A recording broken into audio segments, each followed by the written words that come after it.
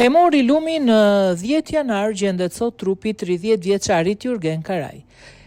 Janë mbyllur sot kërkimet me gjetjen e trupit të 30 vjeçarit Jurgen Karaj, i cili dyshohet se është marrë nga rrjedha një proi në fshatin Dars pas një aksidenti të ndodhur disa javë më parë.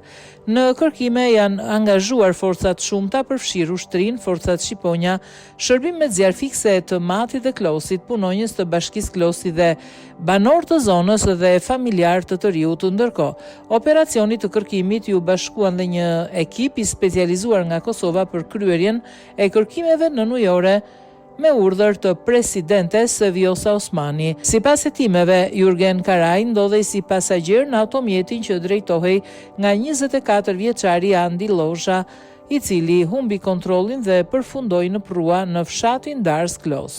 Nga verifikimet rezulton se drejtuesi i mjetit ka arritur të dalë nga uji, por është larguar nga vendi ngjarjes pa njoftuar policin dhe pa i dhënë ndihmë mikut të tij, i cili mbeti në mes të rrjedhës së ujit. Pas ndalimit, Andi Losha ju nënshtrua testit alkoolit, ku rezultoi se kishte drejtuar automjetin në gjendje të dehur në momentin e aksidentit. 24 vjeçari akuzohet për largim nga vendi i aksidentit dhe mosdhënie ndihme, ndërsa autoritetet po vijojnë hetimet për zbardhjen e plotë të ngjarjes.